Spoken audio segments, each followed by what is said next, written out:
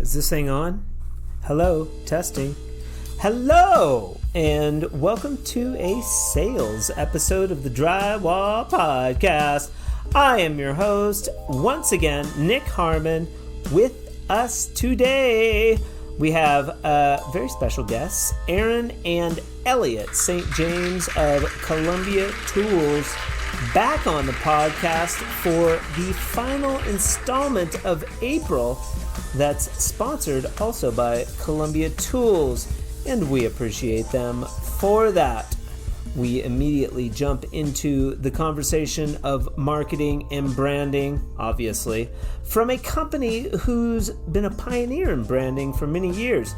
We discuss the complementary skill sets each brother brings to the table within the company and the transition from when Aaron and Elliot took over the company from their father, Bernie, back in the day. But what about this project in Surrey? Having firm dates. The biggest thing with this one was the dates getting pushed back. Yeah. That was mentally exhausting for me for, having people's work-life balance in the palm of your hand and having to tell them it's been delayed again, and they having to line up work. The one thing that we kind of talked about was building in more days for recreation. Yeah.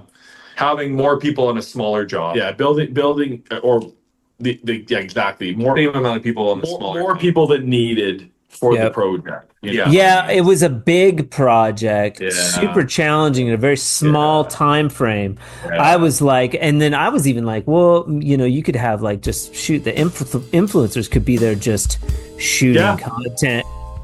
Love the conversation about Surrey, and that project holds a near and dear place in my heart. We talk about the loss of our good friend Cameron Brown, who was also on that project, but we look to a future where there is no division amongst our fellow trades people.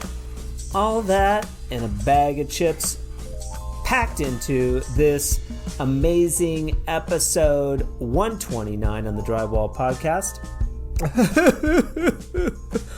What's wrong, Nick?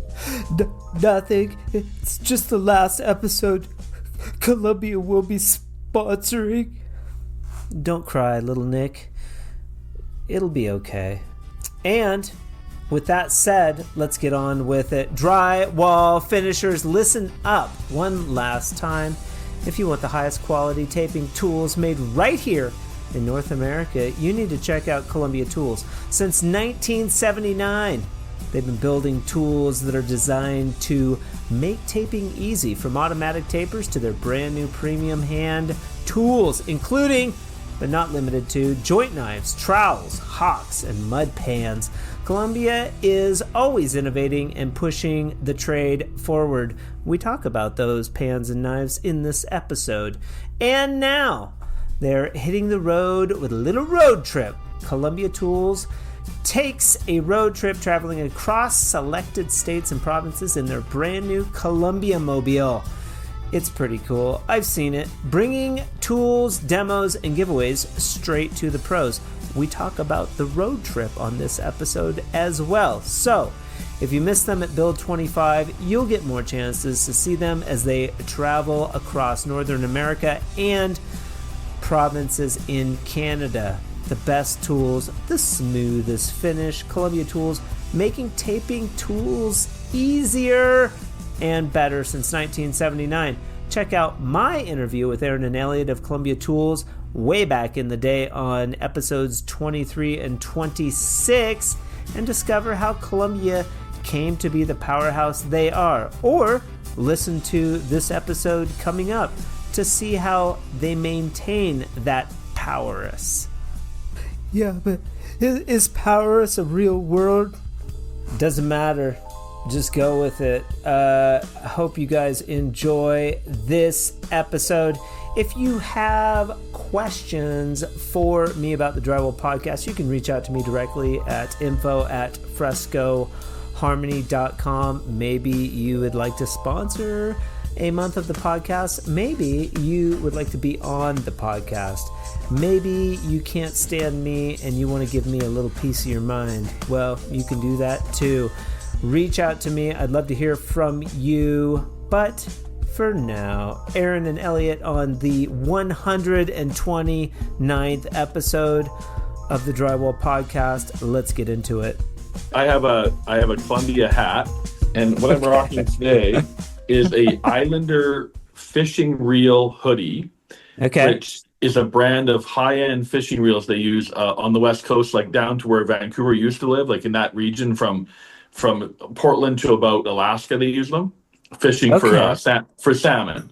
Okay. And why I have these is we make internal parts for their reels on our machines here.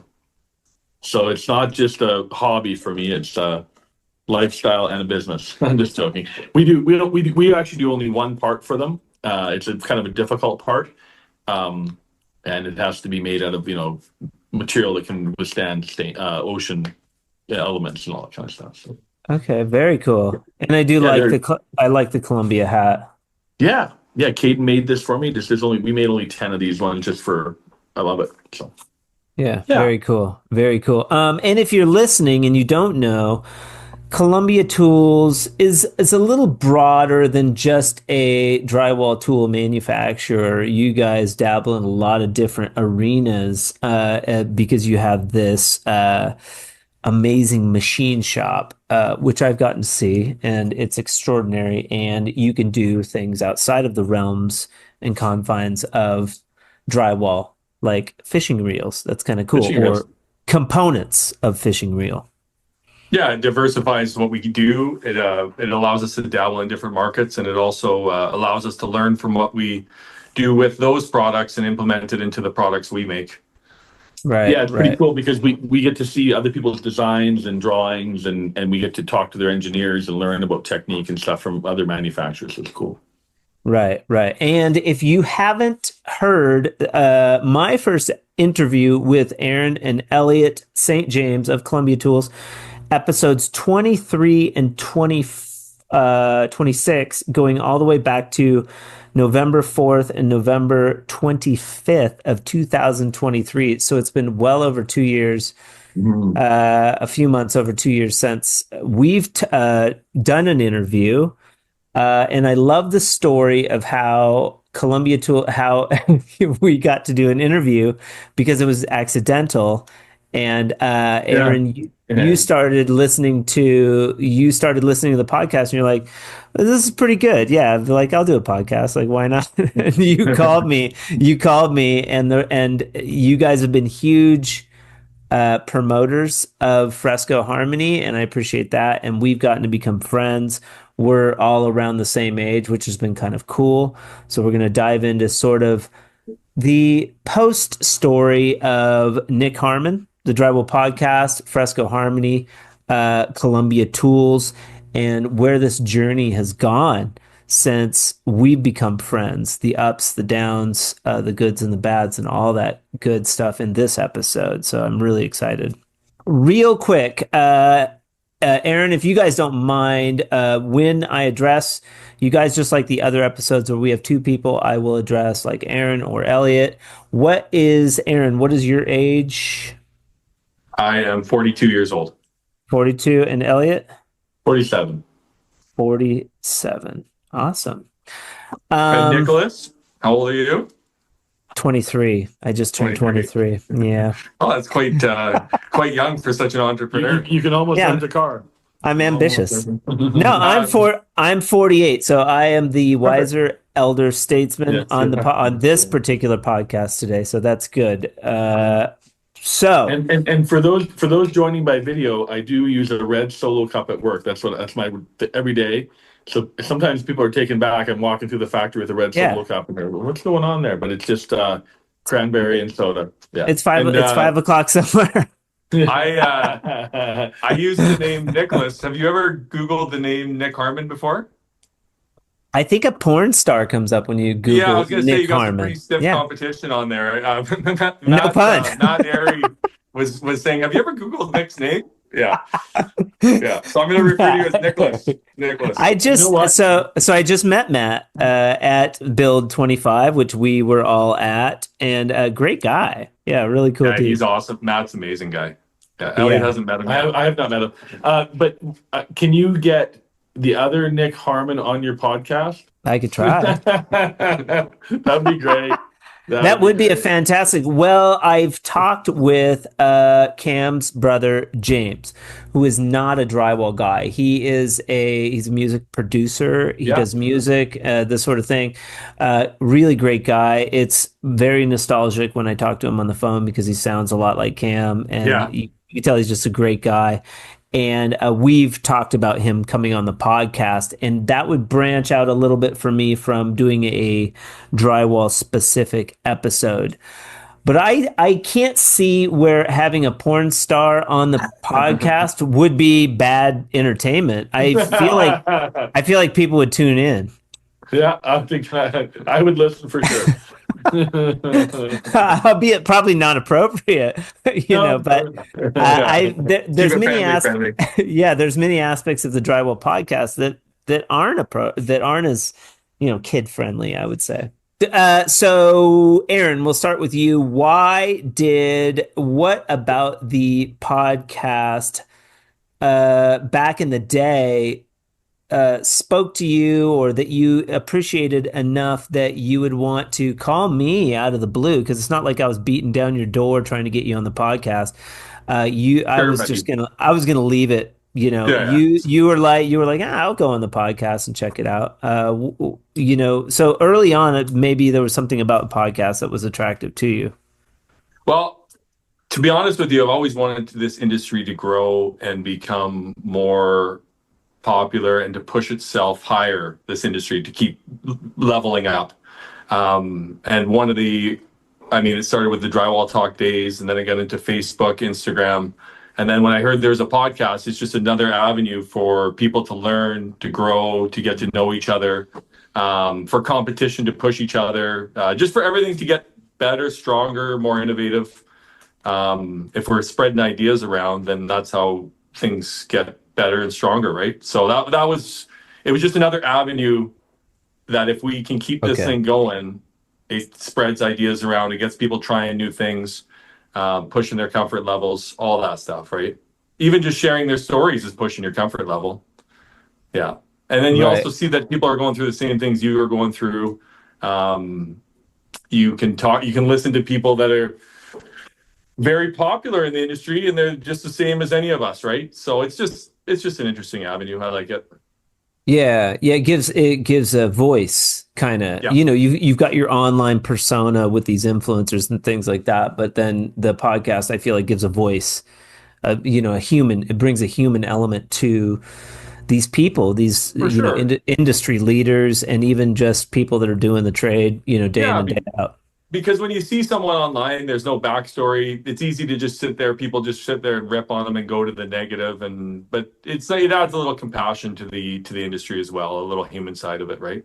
Sure. Yeah. Elliot, what about you? I feel like with you, do you take sort of a side seat to Aaron's marketing, or do you guys both sort of collaborate? Does Aaron come to you and, hey, Elliot, there's this new podcast, what do you think about this? Do you guys check in with each other, or are you more in the business aspect? Yeah, for sure. I'm more in the business aspect in manufacturing and product design, but I am involved in the new product selection, whether we're going to do it or not, and who's going to buy it, and how many will be sold, and the look and the naming and all that kind of stuff. So more of the functional side of marketing, I would say. If I'm involved in marketing at all, it's more functional side. Elliot has a big impact in the marketing as well, though. He likes to push it too, and make sure we're he's. Oh no, I'm very happy about our presence being out there and having people being able to interact with us in the digital media space, and with you in your podcast as well. It just doesn't it's not on my radar as like it is on Aaron's. Yeah. I'm more into, is this truck coming in this week? What's the delay in getting material, and is a machine broken down? And Aaron's involved in manufacturing as well, more on the assembly and fulfillment side.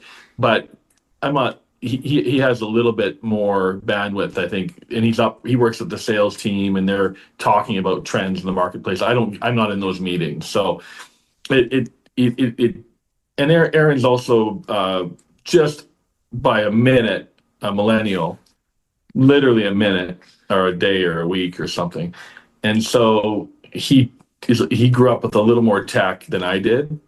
Me and you being the same age, essentially. Yeah.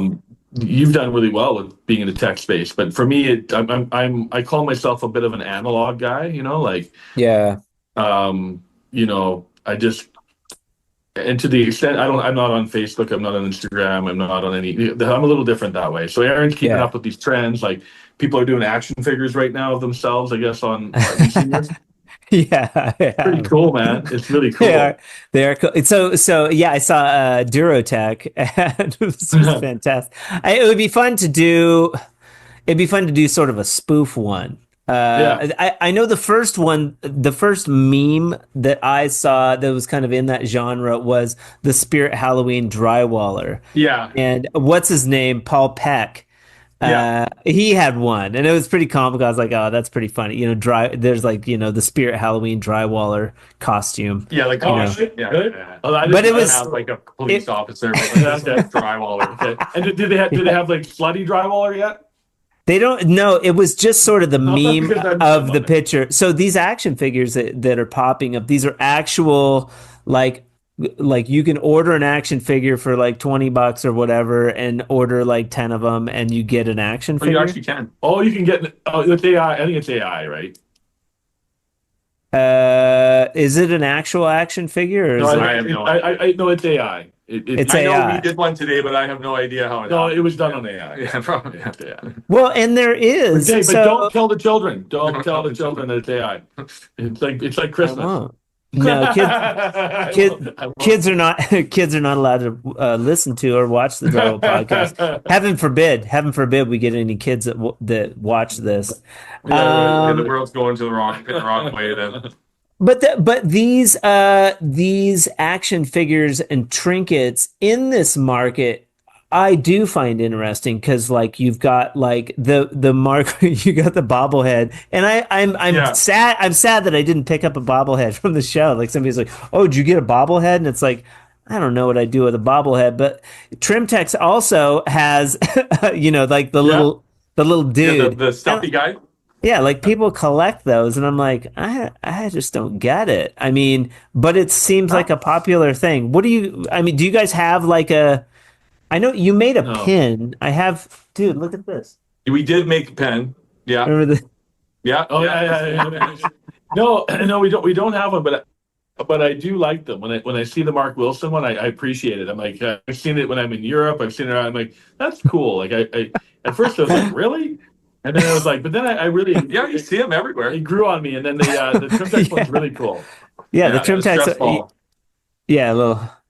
Yeah, that was really very cool. Funny. Yeah, interesting, and that's marketing. That's marketing too. So with you guys, there is crossover on different aspects of marketing versus business. Now, Elliot, what is your business background? And then we'll ask Aaron too. What's your sort of educational background? Yeah. So what happens in family businesses, which you participated in one, if I remember correctly, I just remember your story about doing seeding up on the hills of the hydro seeding you were doing, or with your father. Yep, a little bit. So a little bit. So in our family, and I don't know what other people growing up in the 80s that did in family businesses, but it was just kind of one and the same. Work was talked about at the dinner table, right? And it was like, Dad would go in on the weekend, Dad would go in at night. He'd fly places from the time I was very young. So and business becomes like almost like a farmer would be, to working on a dairy farm in their backyard, or that they live on the property. it becomes like that for a family where it just It's a way of life. Yeah. it's just a way of life. So that's Yeah. really my background. And Yeah. educationally, I didn't do a lot of courses. I traveled a lot for the business at a Yeah. young age, and then I did take a formal course for 1 year in sales work.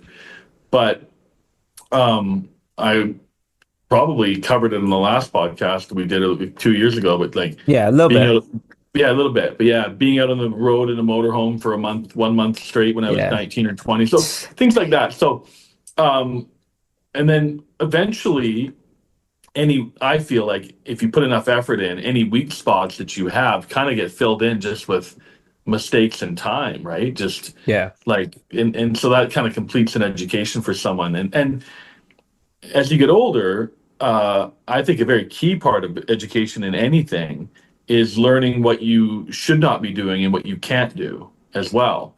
So there's learning how to do things, obviously, as a young man, and just like I'm going to go and do this. I'm going to go and learn this, and then there's learning over time what you shouldn't be doing. And I think that kind of is what I've been learning the last 10 years of my career, and I probably will continue to learn what other people should be doing instead of me. So. Yeah. Yeah, it's interesting to me just because you have such a natural, we've talked about Fresco Harmony and marketing, and you just have such a natural bent. Aaron's more, I feel like Aaron's more the creative. You're more the like this, like, sales strategy, back end, kind of personality to Columbia that's like super essential. And you guys probably fleshed that out. Yeah. Aaron, would you say that you guys just sort of gravitated towards your strengths and weaknesses? This wasn't something that you talked about prior or anything like that. You just sort of, have your roles that you do. There's some crossover, but Yeah, exactly. Yeah, no, we work together every day. We meet with everybody every day. I've learned a lot from Elliot because he was in it 5 years before me, right? One thing our business did do is there was nothing handed to you in our business, so you had to educate yourself or learn as you were going to be able to, I don't know how to say it, Well, there was move up in the business or participate on a level that your voice is heard. It wasn't just like you weren't just, oh, you're the son of the owner. You get to do whatever you want. Like the way my dad ran this business and we've run the business is you have to create your voice through the work and intelligence that you bring.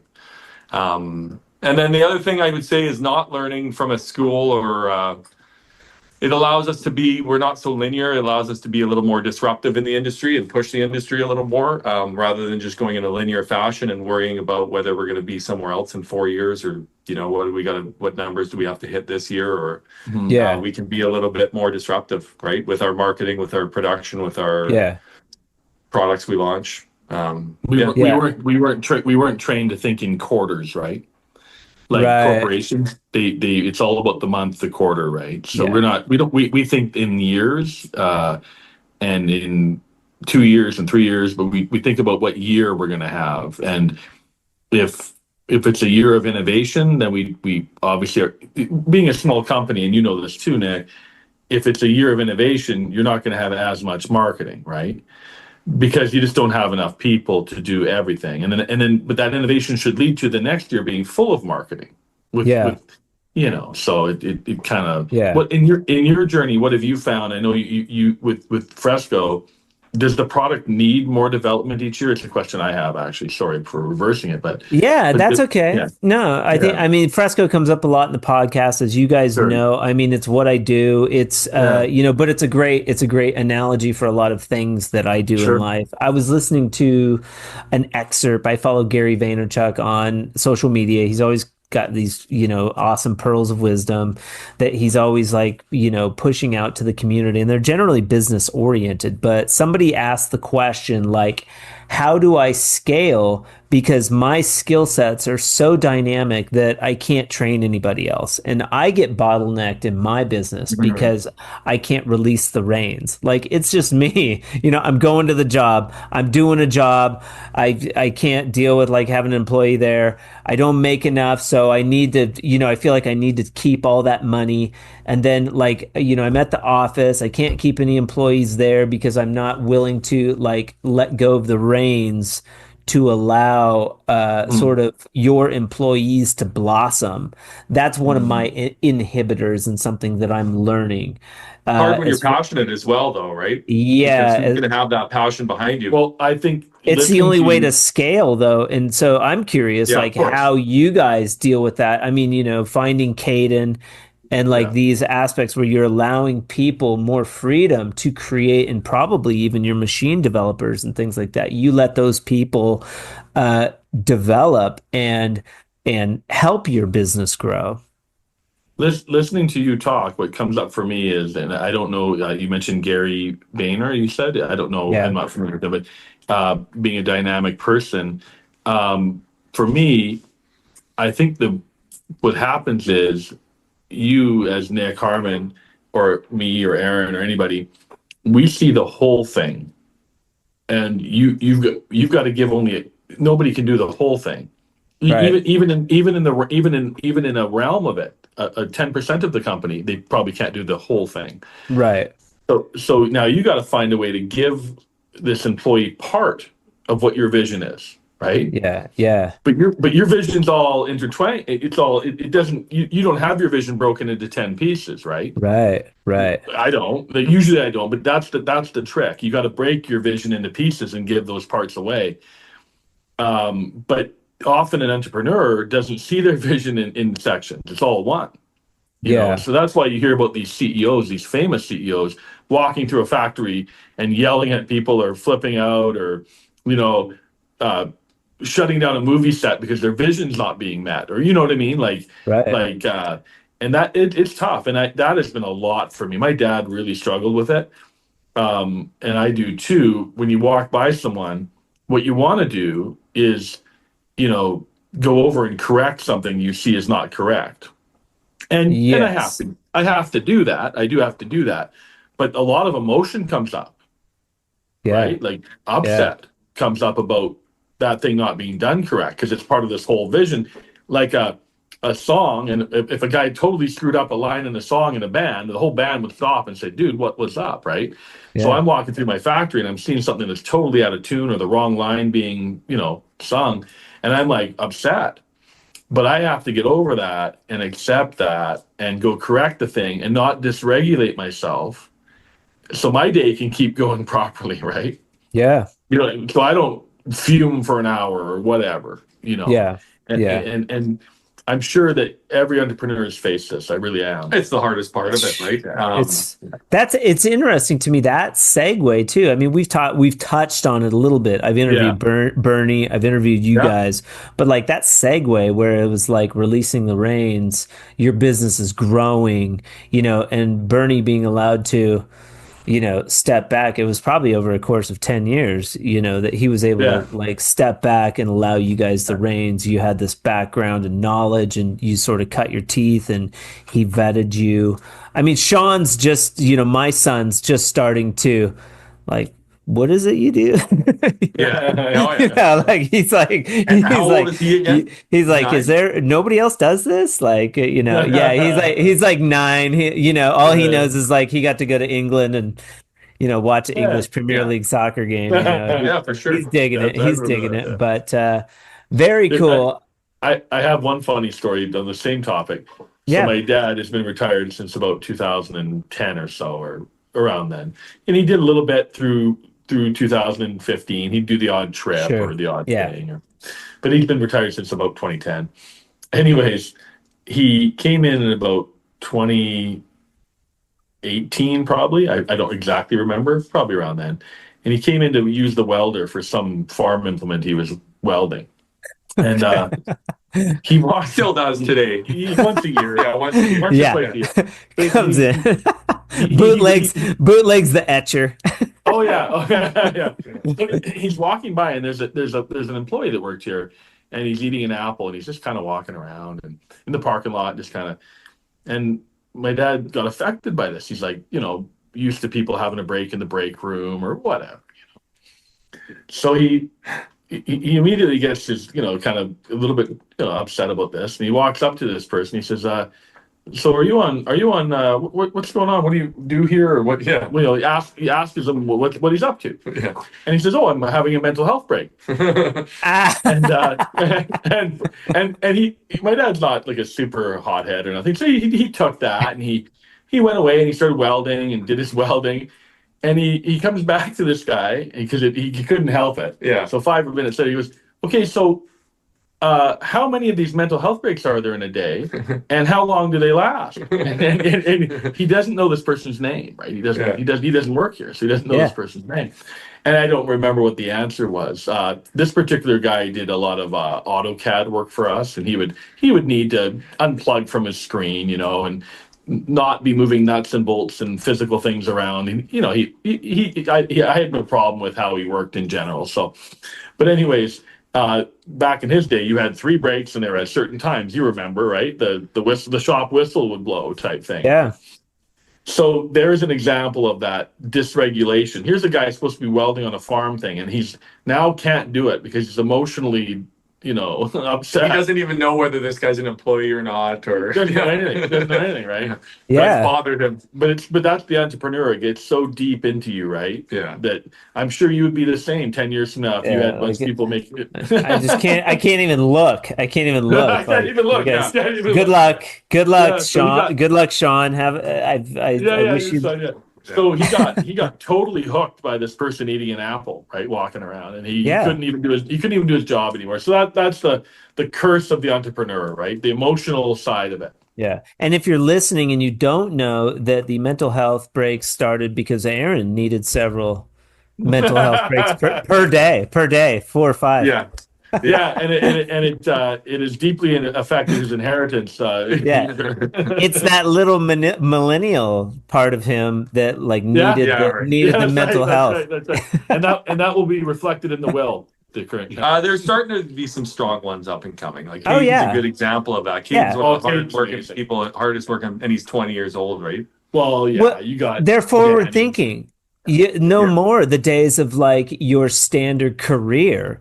There's people are making $1 million posting videos on YouTube. This is a different climate that we're working in. So employers need to maybe appreciate or recognize value in employees, pay them well, take care of them, and while also giving them the lead to have creative freedom and things like that. Like these people don't want to be bottled down by corporate greed and all that shit that our forefathers had to deal with. It's no, you get a career, you're in it for 30 years, you get your retirement and all of this. Now it's Social Security. Yeah, it's maybe it's not even going to exist by the time you retire. The stuff that our parents paid into. Yeah. So, if you don't push yourself nowadays and try to, there's none of that. Yeah. Yeah, work is becoming less linear for sure. Yeah, 100%. And then Caden's a great example here at our company, and there's others as well. But he's got that spirit that the people from years ago have. It just doesn't look the same because you don't sit and hammer at a table all day. It doesn't look the same. I like the marketing conversation. You guys are pioneers, I think, in this industry in marketing and sort of the creative elements of what you do. You have Caden, but you have another person too that's kind of out on the road, right, in the United States. He's a salesperson for us. Yeah, Addison. He's only a little bit older than Caden, but he's 26. Yeah. Okay, so he's sales. Caden's more social media. Social media and sales, yeah. Caden does both. And sales. Okay. And how did you find this Caden character? So Caden was Aaron, we go back to when he was born. We knew him when he was born. So it was my best friend's son. My best friend Mike, his son is Caden, and Aaron actually lived in Mike's basement suite when Caden was born. Yeah. I would hear Mike singing to him in the morning while he was feeding him breakfast and stuff like that. So we've been around during one of your mental health breakdowns. During one of my mental health breaks, it was probably 1 PM. I had to go home and have a nap break. Yeah. The mother of all mental health breaks. Caden's been with you guys for a little while. What do you Yeah, about a year. What? Because he was there during Surrey. We'll get into that a little bit. This project. There's been, kind of one so far. I'm curious if you guys are going to do another one. Caden, like, why? What does he bring into the table that's maybe unique or necessary, or because it seems like there's been a shift maybe in your social media marketing since he's come on board. Aaron. Yeah. So the one thing, so he brings a youthful aspect to it. And he understands what I'm thinking. So I'll give him ideas, and not everybody understands what I'm throwing at them, but Caden has a creative mind. So like I've said before, I used to like to make movies, and I could make a script in my mind of what something looked like, but I had a hard time explaining it to people or getting them to understand what it was supposed to be. And Caden gets it right away. I'll throw an idea at him and he starts rolling with it, and then we'll kind of roll with it together. So he has that that creativity side that I can kind of just throw something at him and he can roll with it without me having to be totally involved with it. Perfect. He also has no shyness towards doing things. Like, why he's so good at sales is he doesn't care if he's getting a rejection from anybody. He doesn't care. He will talk that person from not wanting to talk to him into joking with them and Nice. wanting to hear from him again. He's got he doesn't have that edge when you call someone and you have a nervousness. He just he's got a block for that. So if you don't want to talk to Caden, he thinks that's your problem. Do you know what I mean? Yeah, yeah. Like, he doesn't think it's his problem. Man, that guy's not happy. He thinks it's like, he doesn't take it as a he doesn't take it personally. I don't know if you guys deal with it, but like for me to do sales, it's such a personal thing. Yeah. Like, I will hire a salesperson one day or a team or whatever. I'm not there yet, but for me to pick up the phone and do sales or follow up, I mean, it's a really challenging aspect of the criticism, especially when you're that close. It eats at you for sure. It's hard. It's just hard, to deal with. Well, you can get 100 people saying it's great, and then the one person that says it's dog shit can eat at you for sure. Well, that's something you got to get over. The thing with you, Nick, and you're probably more like me, where you just want to keep refining and presenting your product, and you want to have people come to you. That's kind of what I like doing. Like if you have the best restaurant in town, people will line up. That type of thing. So what was the old saying? Build a better mousetrap, and the world will beat a path to your door. Was the old saying? I like it. Yeah. So but the other side of it is it's challenging emotionally to go do sales for sure. That is something that gets a lot of these product inventors is thinking everybody's going to want that product because you love it. But the challenge is it doesn't happen that way. You have to make people want your product, not just by making a great product. You have to actually go out there and get people using it, liking it, talking about it. Yeah. And Nick, you have to stop taking personally that people want to have normal walls in their homes. Yeah. I'm kidding. But I was gonna say that, like, it's been so easy for me. Like, people just flock to the website and they're buying. The stuff just flies off the shelves. Yeah. Cakewalk. So. Yeah. but no, and the other challenge is, like, for me, when I was younger, you think anything else is the other team. Like, someone's running a tape tech tool, that's the other team. And as you mature, you start realizing that it doesn't bother me. Like, you start realizing that the people that run your tools and buy your tools you're really grateful for them. Yeah. Right. But you're not upset about people that don't. No. But that's the transition. You got to get over that. Yeah. There's a whole bunch of stuff going on. Like, you must see people using a competitor product that's more expensive. I won't name the name, but they're out there. And you must be like, man, you could have spent half and had it look like this, or, but it's tough to get over that as a purveyor of something you've made. Well, or I'll go up, like, I went up to, CSR in Toronto. I travel all the way up there. I do a training. Wasn't not a ton of people there, but we went up to Barrie, and, we probably had 10, 11 people, and then one of the people at the training, like, is doing, like, another product. I'm like, did I miss something here? I went up, I showed you how to do this, and then you'd rather go spend money on this other training. Yeah.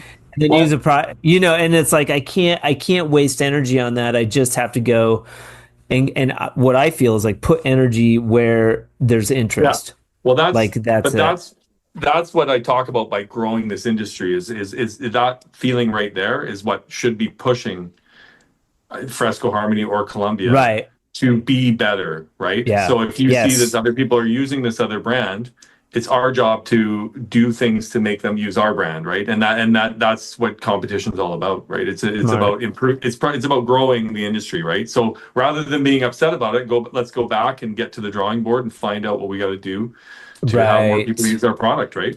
Very smart. We're looking for fans of our product. We're looking for people that like the music we play, and we got to keep on. And that's what I think why Aaron wanted to be on your podcast originally is like, we want to engage with these fans of our products. We want to attract more fans to our products. We don't want to hate on or dislike people that aren't going to use our stuff. No, we just want to have a chance to present what we're doing. Right. No, I love it. Love this conversation. It's so good. But I did want to go to so Surrey. Like there was this element of, and stop me if I'm wrong, Fresco Harmony kind of came into the fold. The Drywall Podcast was kind of coming into the fold. I met you guys because I was reaching out to Cam. It's the famous It's Your Man Cam. Yeah. We did a couple little of adventures. We went up to Columbia Tools. We had this brilliant idea, if you're listening, that we were going to go up to Columbia and we were going to have a Fresco Harmony training, and then people would get to see the Columbia factory. Great idea. And so we had Cam, we had Sean Ramsden, he came, and then I think we had two people show up. One of them, SSB, who gave me this great shirt, Drywall. He was in Charlotte. He's still around. He's still around, and he's still doing Fresco Harmony. So we had one person come to the show. But I think there's never like a bad idea. No. What sort of blossomed out of that was the concept of the Drywall adventure. And you guys took that to another level with a project in Surrey. Tell me about how that idea came. Was it because of these Drywall adventures? And how did you angle Surrey to where you felt like you could leverage a marketing possibility? Let's start with Elliot on this one. It was really Aaron that did it, but I was obviously involved. And sure, what it was the concept of having, so first of all, content creators, originally there was a few. The first one I heard about was Phil, PRC taping. And then there was Shorty, Drywall Shorty, and then there was of course. Our friend in Saskatchewan, the awesome Leah Paluk. Yeah, Leah Paluk. So there was these people, the original Drywall by Design. Yeah, there was these original people, and they were individually doing content on their job sites. Yeah, and it started pretty early. We're like, what if we could get them all on one job site? It was something that would come up in our marketing meetings. But it was a couple years before. Oh, for sure, yeah. We've been talking about it since probably 2019. Yeah. Oh, all right. And it was like, wouldn't that be cool for the viewers of these people, the people that consume the content, to watch 3 or 4 of their favorite people, and meet new people through the. So that was what it was kind of initially talked about, but it was logistically difficult to do. And then Aaron came across a home that was being built that we knew the person was building the home, and he thought that would be the one to do. So, but you're trying to get sponsorships from material companies, and they're having these meetings with you, like 12 people on the phone call, because they're like, what is this about? Why are we doing this? We like it. We think we like it. Yeah. You're basically doing a job interview and selling it, right? Yeah, and they're telling you. Aaron used the phrase like the Wild West. This is marketing like in the like the Wild West land grab, like where nothing like this has been done. It's almost like a home show around drywall. Sponsors can come in, they can supply the drywall. Metal tech can come in and and Sure. hook you guys up with scaffold, and then you've got like a smattering of other sponsors. But then the caveat is that you get all this good content. And they were all awesome. Like there was no lack of eagerness. It was just difficult for some of them, and no one in particular. But they have corporate bylaws, right, that they have to adhere to in regards to all sorts of things, safety, of course, and all sorts of things. But Marshalltown was great. Richard was great. Metal Tech was great. Trimtex, Hamilton, George Hamilton was there. Westlake Sure Pro. Yeah. Yeah, I mean, it was we ended up with these amazing partners, but the issues were kind of like Aaron had to sell the concept, but it all worked out really great. Trimtech sent their person Adriana. Yeah, she was on site a lot, and Brad from CSR came out, and we cooked all together. And Brandon was there. You came up. You drove up from New Mexico, and the great Nicholas Harmon was there. Yeah, so it was. I heard that maybe they did a little fresco harmony on that project. I cannot confirm nor deny. Nor deny. No, it was good. It was really good. We want to do another one. Yeah, we do. Okay. And we will, but we talked. Still recovering from the first one. Yeah. We talked about doing locales and different locales, and what would you do different? What would you do differently on the next event? Like, sort of. This is like, I don't even want to call it a drywall adventure. It's like almost a marketing adventure, like a drywall. Sure. A drywall. Escapade. Yeah, the main thing would be working with a proper builder. Okay. Having firm dates. The biggest thing with this one was the dates getting pushed back. Yeah. That was mentally exhausting for me for, having people's work-life balance in the palm of your hand and having to tell them it's been delayed again, and they having to line up work. The one thing that we kind of talked about was building in more days for recreation. Yeah. Having more people on a smaller job. Yeah, building or exactly more amount of people on the smaller more people than needed for the project. It was a big project, super challenging in a very small time frame. I was like, and then I was even like, well, you could have like just shoot the influencers could be there just shooting content, have a drywall crew finish out the damn house. No, so you guys actually taped the house. Like there was no on the cooking show where they prep the food and then they bring it in the oven done. It literally got done. We're mixing mud. I mean, I'm cleaning up after everybody. It was a full-time job. I think the other thing I would do is probably do the bead and trim work one week and then the drywall finishing the next week. We combined it all into 1 week. Like have Adriana come in. Say someone like that come in a week before and do like for a couple days and do that and have it all prepped. So we're literally pre-fills done. We're just taping the house. Yeah, we had two corporate representatives there. One was Brandon Hunter from Sure Pro, and the other was Adriana from Trimtex. I would like to have somebody from everybody there. Yeah, like make it required. Don't just send us product, which was amazing. Trust me, we loved it. But I think having feature times for these people to do they can provide the content they want. Yeah. And so and that's just really to enhance it. It's not really for us. That would just help them more. And, I heard on Tuesday the schedule was a little tight. People were nervous, and the organization was maybe struggling a little bit. And I heard Elliot had to sort of crack the whip a little bit. You want to tell me more about that? Because I wasn't there. If I was there, shit would have been going smooth. Well, that's what I was doing. I said, "Where the fuck is Nick?" Right.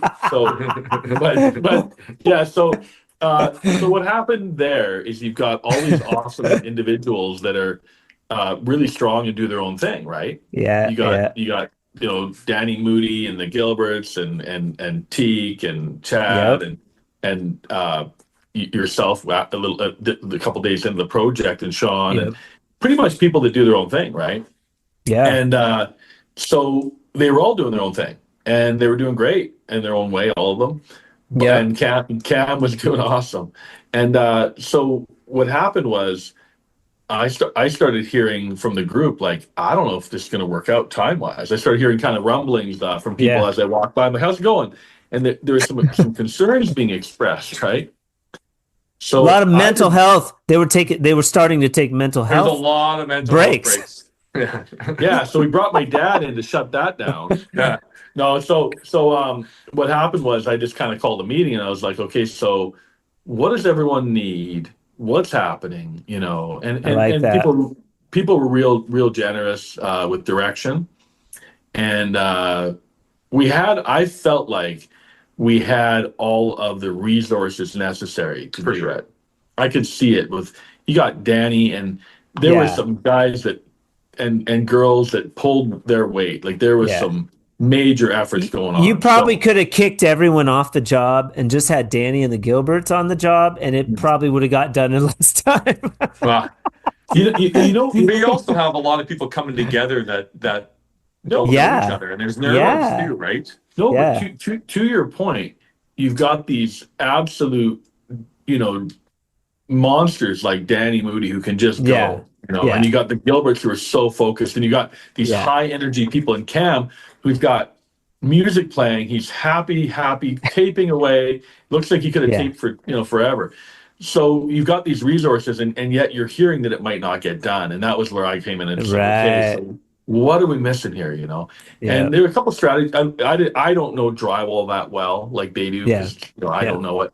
So they worked on the sequencing a bit in that meeting, and they said, "Why don't we all do?" I forget what it was. I forget. Yeah, we had an original plan of attack that we had to break down, and we took from what they thought would be the best method, right? Yeah. So I don't.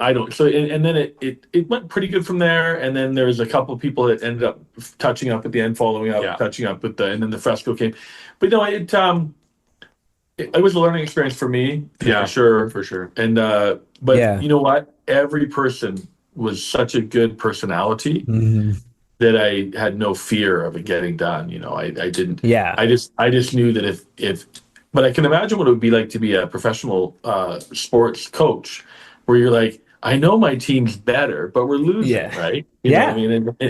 And how do we win? So everybody had to work together, and you've got these individuals that are used to doing it their own way, but everybody had to come together and just be like, okay, he's doing that, she's doing that, we're gonna be down here.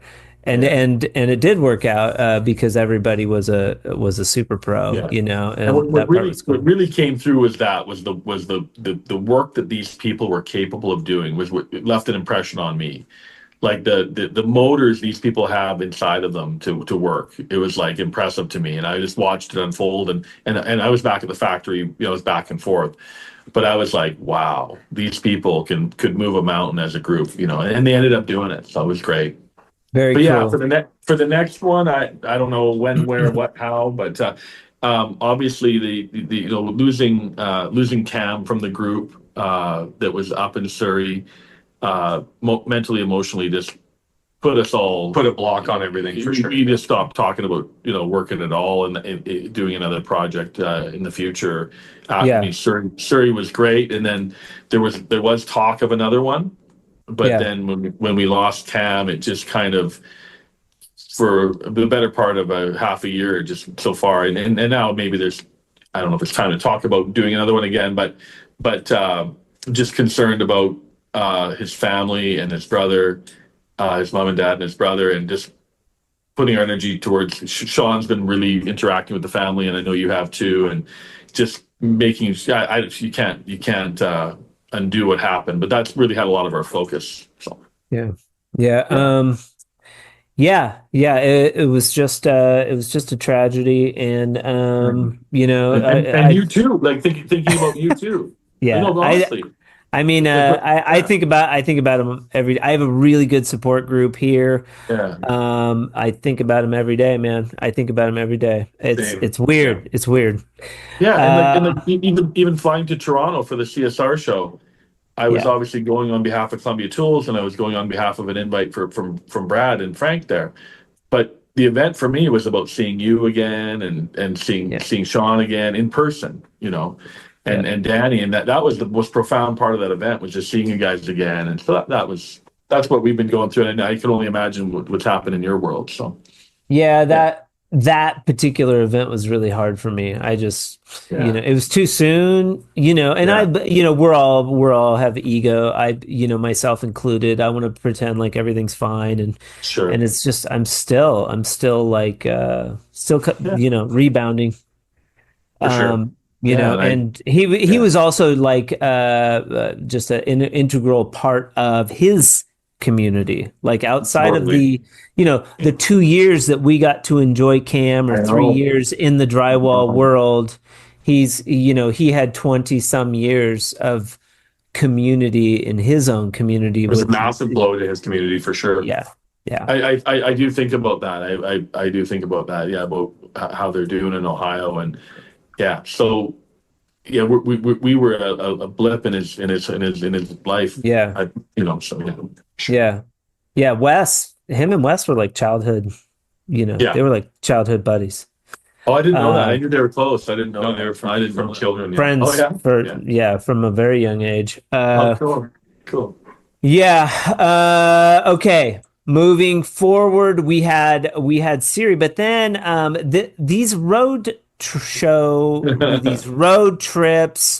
they are interesting to me. I know you're not the only company that does like these road tours. I want for our audience to understand, and for myself, like maybe a little bit more the strategy or angle behind what you achieve from these road trips and what you're like trying to promote. Is it just about social media content? Aaron? Yeah, so for me, it was going back to our roots. We grew up going around in the RV with our dad, right? And he would. It's an old school approach. Everybody's emailing nowadays, right? I get 1,000 emails. Do you want to buy this from me? Do you want to buy that? It's a product pushing, right? Yeah. We're trying to bring the relationship back to sales. So we want to go around, actually present ourselves, come in, stay the time that you need to be there because you don't have a flight to catch.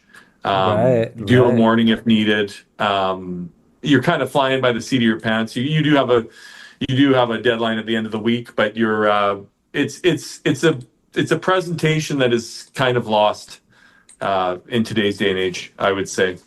And actually spending time with the people. It's also a presence coming into when this unit comes into the yard. People are like, what the hell is going on, right? And I mean, we went to one yard in North Carolina there up in Durham. There's a guy named Jim up there. He goes, he was Caden, Sean, and Matt that went up and saw him. And he goes, this is a funny story. He goes, 20 years ago, Bernie came in through here with a camper, and he still remembered that. And he was still there. He was blown away that we came back 20 years later. That's funny. So there's something nostalgic in it for me. Personally, that I grew up doing that with my dad. So and my do mom, you my have, sister. when you schedule a show like that, do you have certain specific stops at specific shops that you're going to hit in each state?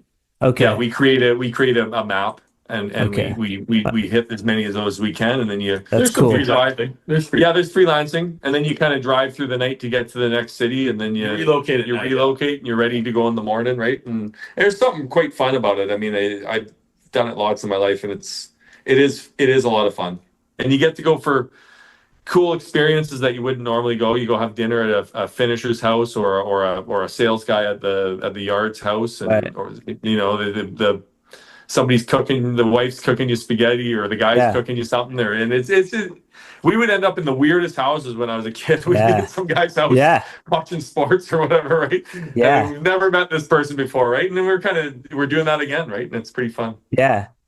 I mean, it's already been happening to me a little bit. I'm like first generation, so I'm getting used to being really uncomfortable, and not just this country, but England and like all of that.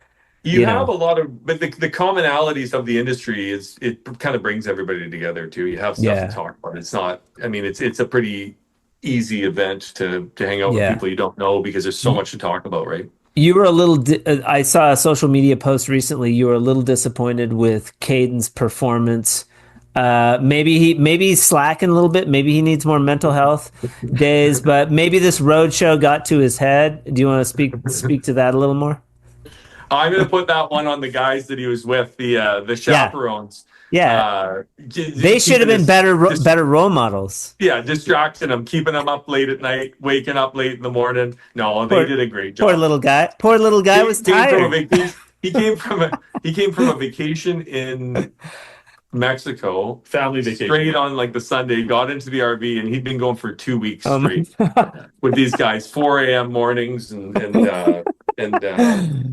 no, I was just busting his balls. Yeah. They did amazing. They did an amazing job. Yeah, you got a 20-year-old kid out there in this day and age. It's pretty cool. Yeah, leading this crew. Addison did the first leg, and he did amazing as well. He did a great job, but he was driving through snowstorm. He was going through snow in Utah, but he didn't have because he's not our marketing and social media guy, and he didn't have influencers, content creators with him, so he just did that on his own. And then Caden did this thing where there's like all these people flying in and out, and so Caden did this very interactive segment of the road show. Addison did the real meat and potatoes work, going through the mountains. You know the mountains out west, right? Yeah. He was going through all those mountain ranges and getting Salt Lake City, Nebraska. Yep. Yeah. And then Joe now is taking the rig up to Chicago from Charlotte right now. He's going through West Virginia up from Charlotte. But again, just more on a standard sales approach where you're just posting some pictures and not creating content. So and then Aaron and Caden are going to take it from Fargo. Yeah, I'm taking it. Addison's taking it from Chicago to Fargo. Yeah. And then Aaron and Caden are taking it from Fargo to Winnipeg and then back to British Columbia. Yeah. And that'll be another very active time on social media again. Yeah. And do you have anybody else that you're inviting on that last leg of the tour? Well, we'll see. So reach out if you want to be a part of it. Yeah. Maybe you. See, this is kind of like the Surrey project where the whole project itself was the main focus, and any of that stuff was hopefully we can add that in. But just getting to Charlotte was my main focus. Logistically, first. Yeah. And the next ones will be a lot more. Or I just had to do a pilot project, just get it going and not have mistakes happen. We're going to do it every year for the build show. Okay. We're going to do that's cool. Louisiana, so we can come through to Good Mexico idea. Potentially. Yeah, that's a good idea. Right? Yeah. But if anybody wants to join, reach out. We are going to pick up, I know in Alberta, I think Caden's picking up the Gilberts, and they're going to BC? do Calgary. Okay. Red Deer, they're going to pick up Teak, and they're going to do Edmonton together. And I think maybe there's going to be a surprise guest driving up from Spokane there with them as well. So I don't know any finishers from Spokane. No, they don't finish drywall in Spokane. They're not very well, anyways. I've heard. No, they're built like suitcases, from what I've heard. Very cool. Yeah, we could take the Drywall podcast on the road and just do like on the scene, like with Nick Harmon. We're checking in. I'll bring the blue snowball with me. It'll be like like one of those microphones, like an old microphone, and I can talk to people. And what do you think of this road show? Yeah, you could do some guerrilla fresco along the way. Like go into a bathroom at a diner and just fresco it quickly, and just leave swaths. Leave swaths of fresco, like in the bathroom, like graffiti, like fresco graffiti. Fresco graffiti along the way. Sean did do a podcast on the road where it was him, Matt, and Caden, and they would switch drivers every once in a while, and then they would switch over, and it actually sounded really good. You'd think there'd be interference, but it doesn't even sound like they're in the back of a truck. There you go. Yeah. We should definitely lock it in. We'll let me know when you want to join in, and we'll get in there. Yeah, we can talk about that. Have you ever been to Winnipeg, Canada? No, never have. A lot of provinces I'm still yet to visit up there. A lot of beautiful country. Yeah, I think everywhere you go in the world, if you spend some time in a vehicle, you will see some really cool, pretty neat stuff they saw outside of major cities. You've driven all the way from New Mexico. It's some cool, memorable places. So I hope that happens for the crew. I don't know if I'd do like a trailer. If I was to do it, a trailer's kind of nice because you can drop it off. But that RV is pretty. It's pretty cool. I do dig it. with Uber nowadays, you can Uber places as well. Yeah. You know what we should do? Right. We should do another Drywall adventure, the second one. And what we should do is do a roadshow to it. Yeah. And then we can have content leading up to it.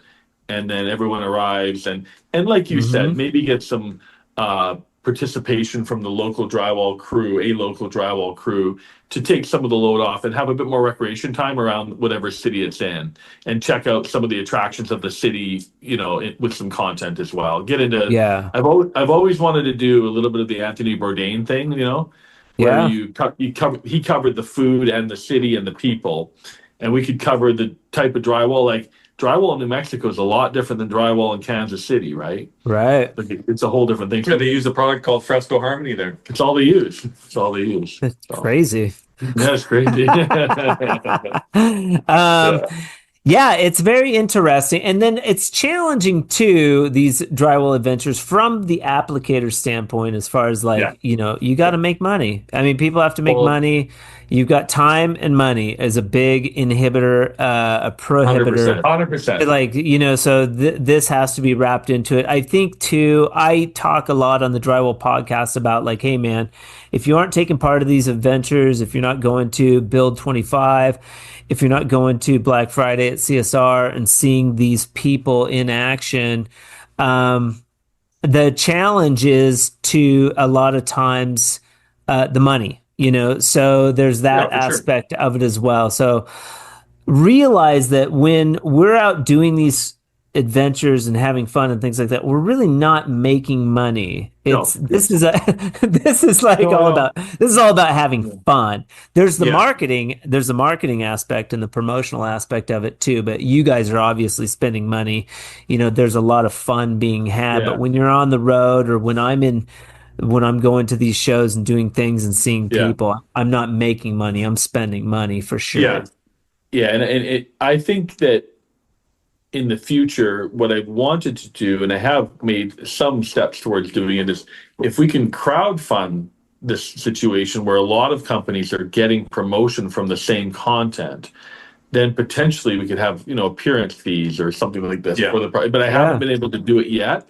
But we just we're laying by doing it, we're laying the groundwork so we have a resume to show to these other potential sponsors of what they will be getting for their money. And you know what? They've been pretty good about it. We just haven't got there yet. I also think you're starting to see more, just by the industry being pushed like this. I'm starting to see more and more brands get involved with, and not even with us, but with these content creators, and I love seeing it. I mean, some of them are our competitors, but that's fine, because the whole thing is what everybody get a chance in growing, right? The term would be group. The term would be group fund, not crowd fund. But group fund. They're getting more. They're getting more creative. I think that creativity begets creativity. The more you do, the more you inspire. People are getting a little. Maybe the companies getting a little looser with their content. They're having a little more fun. And once again, it pushes us even more, right? Yeah. No, I think it's very cool. I think there's a line there, and I think for major corporations that have code and conduct policies, they can never really go that far, and I get it, because they represent so many different aspects in the line of products, and they sell to corporations which have a code of conduct and major. So I get that, but for us little guys, it's pretty fun to make some casual content that we need it right now. Everybody needs it right now. Guys at a diner, or guys filling up the motorhome or whatever, you know what I mean, with fuel, and take it overnight to do it. Just fun stuff. So, but everyone's kind of on edge about, offending any one person, right? So, for instance, that scene that Caden and Sean and the guys filming up the motorhome, there are probably people in the Green Initiative that wouldn't like that, right? I mean, you're always going to offend someone in this world, I feel like. With even a joke, right?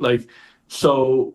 I think and people have to be respected, but I think that's what happens with a lot of content, is that people don't want to cross any line, and we don't want to either. We don't want anybody to be offended. But then you dumb everything down. But then it's not funny. It's like saying everything causes cancer, and then you're not even worried about the things that actually do cause cancer, right? It's similar when you see this P65 or whatever the California Act. You have to put a sticker on then all of a sudden nothing has humor in it, nothing has lightness in it if we can't make fun of things, right? So Yep. I'll die on that hill. Yeah, for sure. No, I feel like the Drywall podcast keeps that alive a little bit. Sure. It just wouldn't be any fun. Like even if like USG is like, hey Nick, we'll pay you $100,000 a year to do a podcast for USG. I think it would be boring. I just wouldn't want to do it. And I think when you do the double action figure with Nick Harmon, the porn star, and Nick Harmon, the podcaster, that would get you canceled anyways, right? It wouldn't resonate. It wouldn't resonate with the USG audience. You're gonna get canceled anyway. It might resonate with some.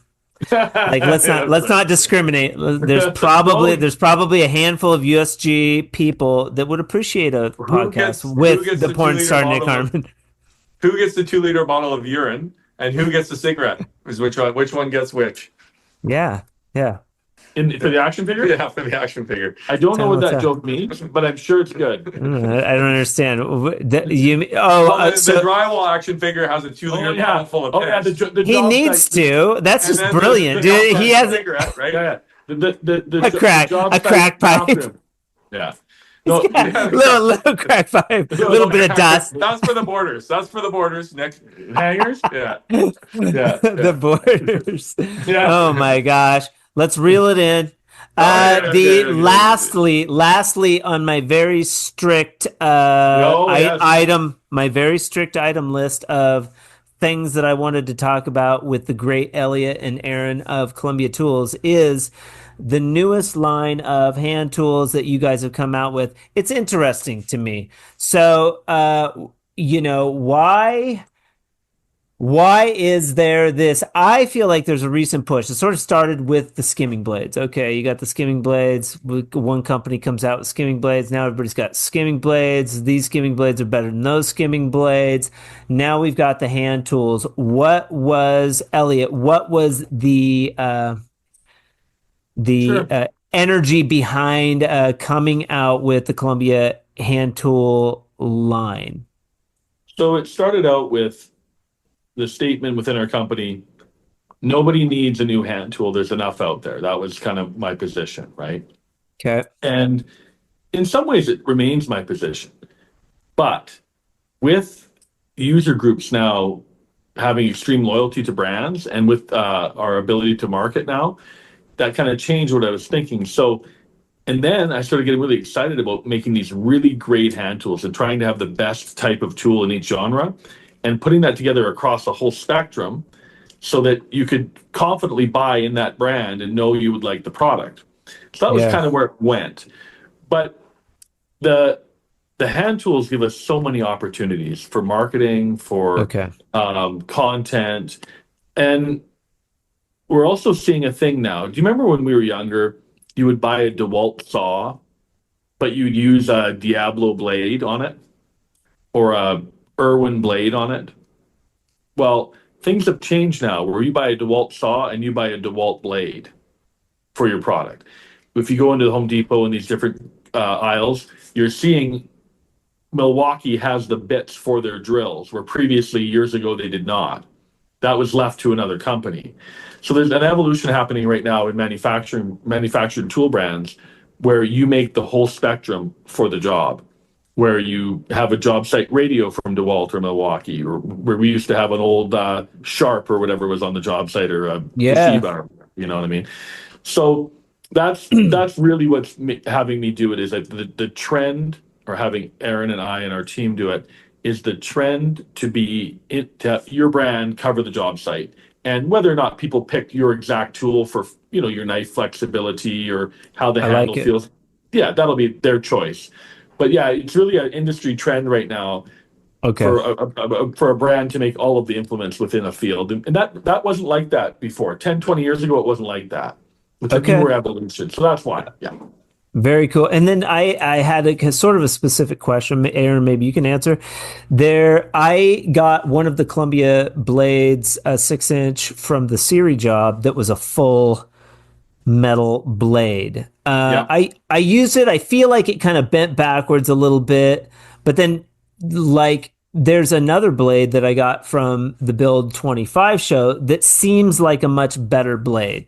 So has the manufacturing changed from Surrey to recently? Yeah, Are you making a different blade? Tell me more about that. So those were all just samples and prototypes. So that we Right. were still in the investigation side of things, and that's where we were bringing in. It's cool because nobody else has one. I have like one of the only ones, one. but I feel like the new one. Knives. Good. Good. So that tool was never released. Okay. But you have it.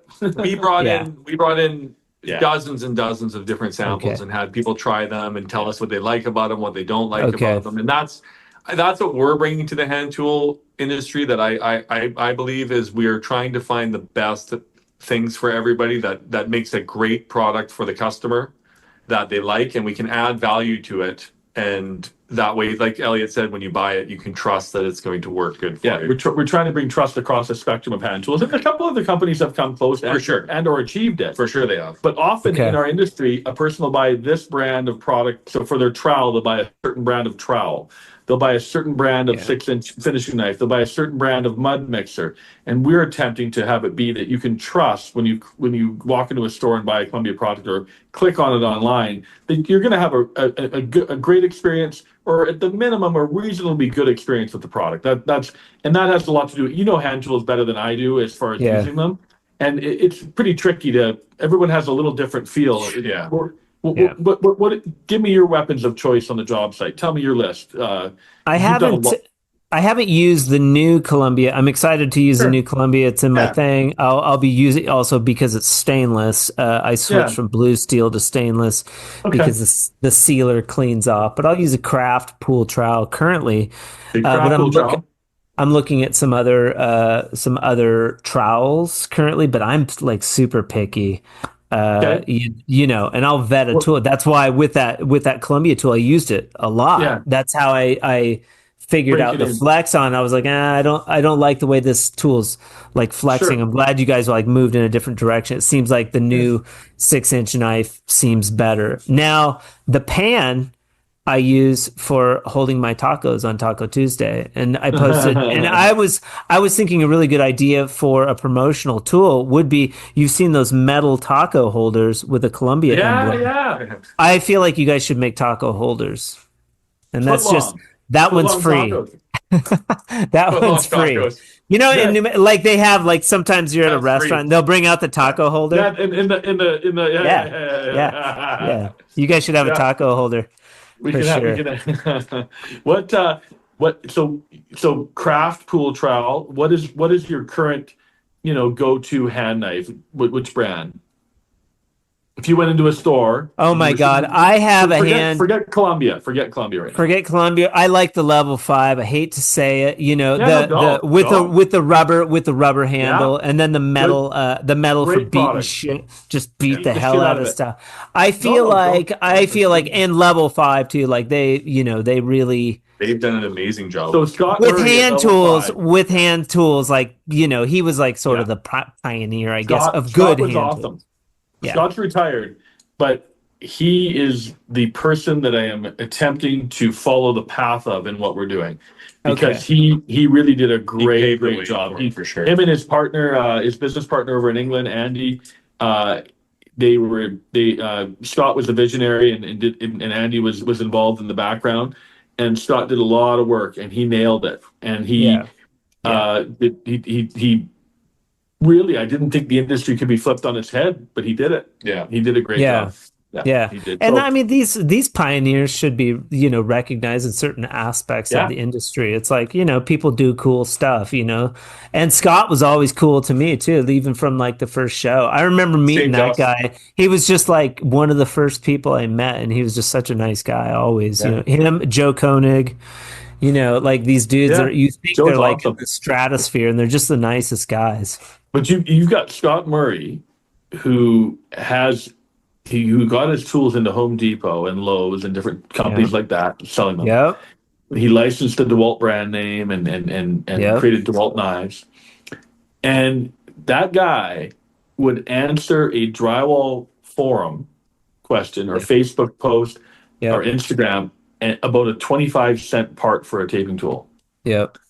and he'd be quick on the trigger, and that guy was intense, and he cared about the dollar sale all the way to the big contracts with the big box stores. So, but I think that's why he's successful, and I think that's why you guys are successful, because I'll interview people on here, and they're always blown away that, like, they talk to Aaron about the tool, and they get a response from somebody, and your guys' customer service is always like at the forefront of reviews that I get about Columbia. It's like, oh, they're you can ask them anything, you got trouble with the tool or whatever, and they're on top of it. So I appreciate that. It personally bothers us if someone has trouble with our products. I'll drive out of here thinking about a guy in some state that's having a bit of difficulty, and I'm like, man, I picture what happened in his day, what he had to do, and maybe he couldn't tape his walls or whatever's happening for him, be it our fault or the tool fell or whatever's happening, But it does personally bother us. So I appreciate that feedback. Yeah. Do you guys have any events, things on the horizon that you could give a talk about, or like maybe offer a little teaser for the Drywall podcast? I guess besides the continuing roadshow, for our listeners. What more do you want from us, Nick? Jeez. Okay, so a little more, Aaron, a little more. A little more. Sure would be nice. Are you going to grow a beard? Will you grow a beard anytime soon?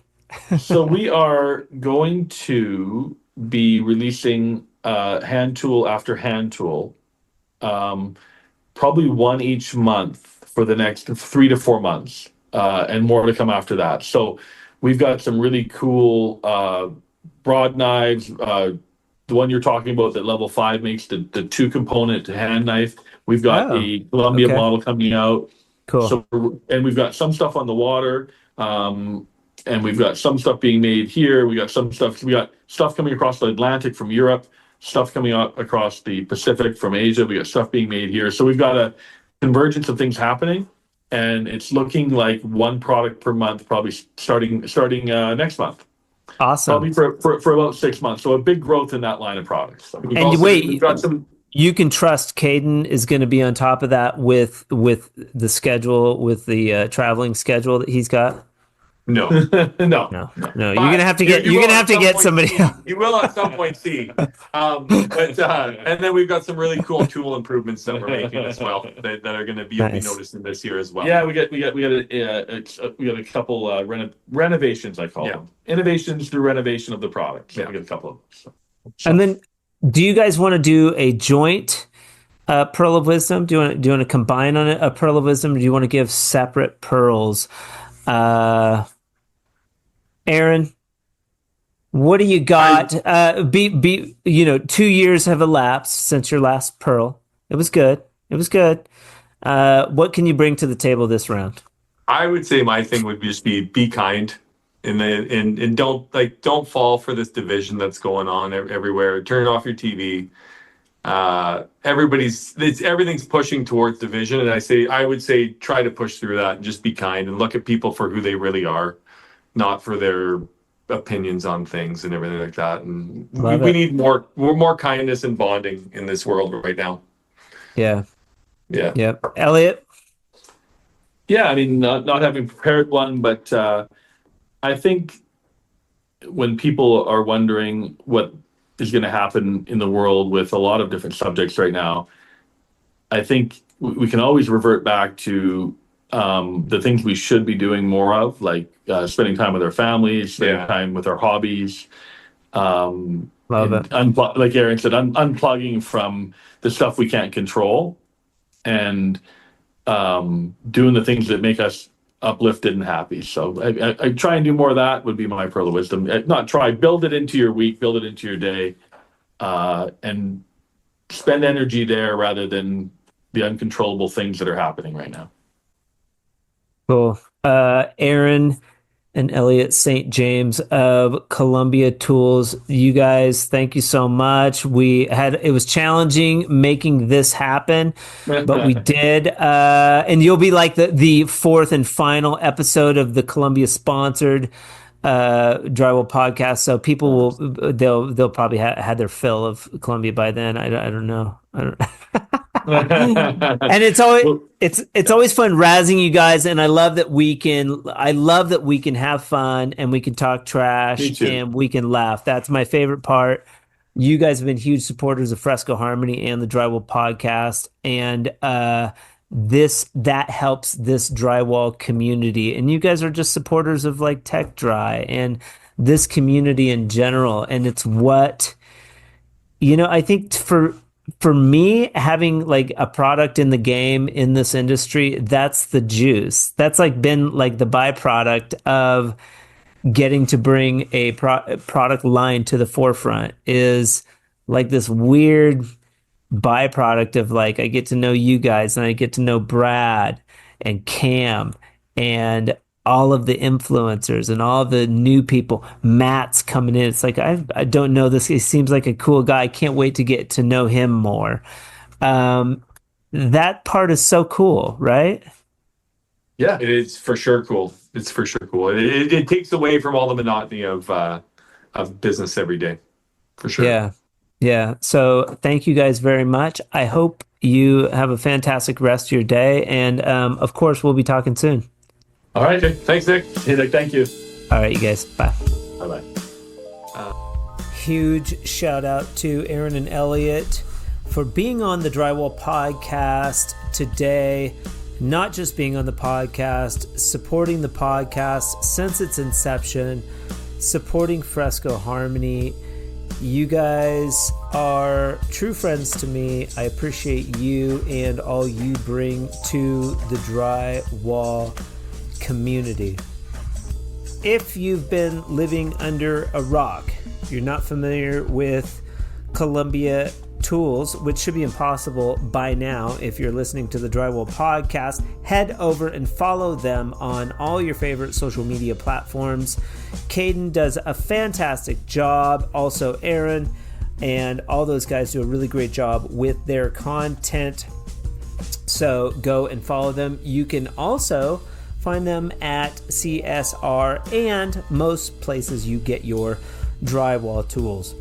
The Drywall podcast can be listened to on all your favorite platforms, including, but not limited to, Podbean, Apple Podcasts, Spotify, and also YouTube. I drop the visual episode of the podcast on YouTube on Thursday in the afternoon so that you can get a sneak peek. I'm not sure if you knew that.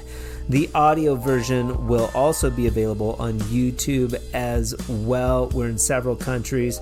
We have over 24,000 downloads, and it's all because of listeners like you and sponsors like Columbia Tools that I get to keep doing this. I get to keep meeting awesome drywall finishers like the one we're having next week. I'm pretty excited to announce Drywall Shorty. You heard it. Drywall Shorty. Coming up next Friday on the Drywall podcast, so stay tuned for that. I hope you all have a fantastic weekend, and remember, keep drywalling.